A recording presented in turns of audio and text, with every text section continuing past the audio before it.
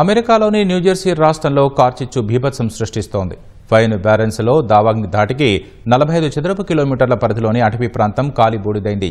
బలమైన గాలుల కారణంగా మంటలు వేగంగా వ్యాప్తిస్తున్నాయి. కార్చిచ్చును అదుపులోకి తెచ్చేందుకు అగ్నిమాపక సిబ్బంది తీవ్రంగా యత్నిస్తున్నారు.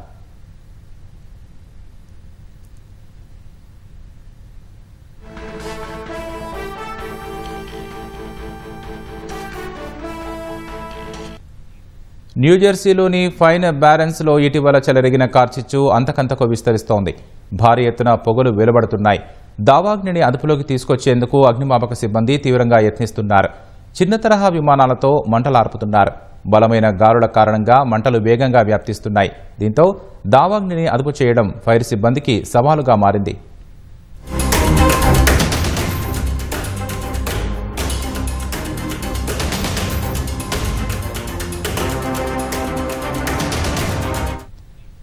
కార్చిచ్చు నేపథ్యంలో సమీపంలోని లేసీ ఓషన్ టౌన్షిప్నకు చెందిన 5,000 మందిని సురక్షిత ప్రాంతాలకు తరలించారు. సమీపంలోని జనావాసాలకు మంటలు వ్యాపించడంతో పలు ఇళ్లు, వాహనాలు కాలిబూడిదయ్యాయి. దావానలం కారణంగా ఎవరూ గాయపడలేదని అధికారులు స్పష్టం చేశారు.